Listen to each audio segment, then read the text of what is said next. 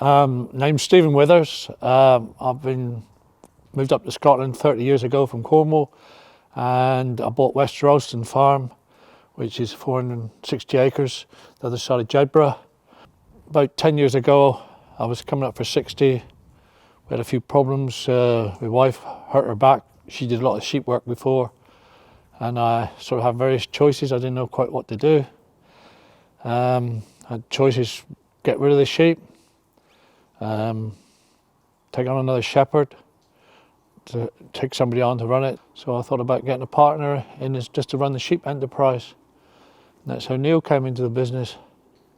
So my name's Neil Sandilands. We're at Upper Hundalee Farm here at Jedburgh. It's a mixed arable farm.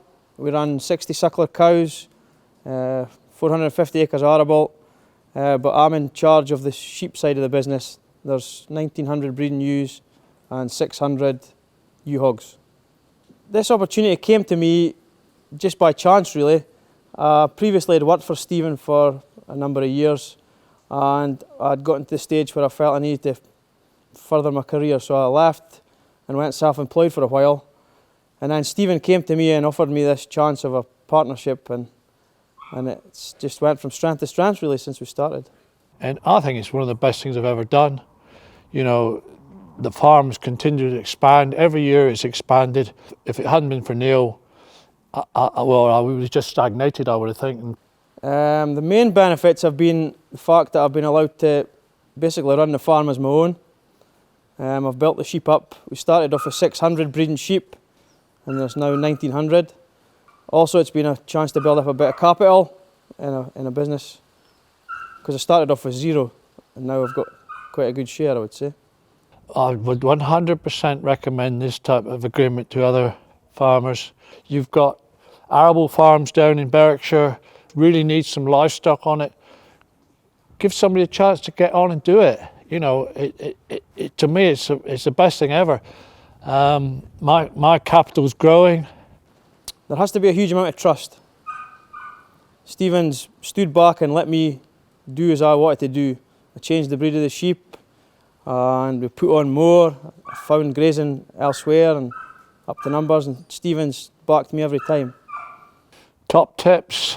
First one's trust. Got to trust the person you're working with.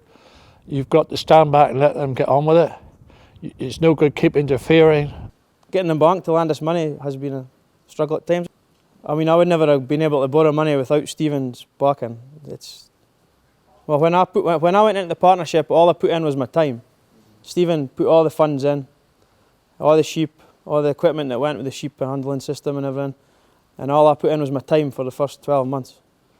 And then from then on, I put a bit of my share back into the business and built up capital that way. The thing is that if Neil's making profit, I'm making profit. Why should I stop him making profit by being too pinicky and fussy and wanting, to charge for everything that I might do for him? At the end of the day, as long as he's making profit, I'm making profit.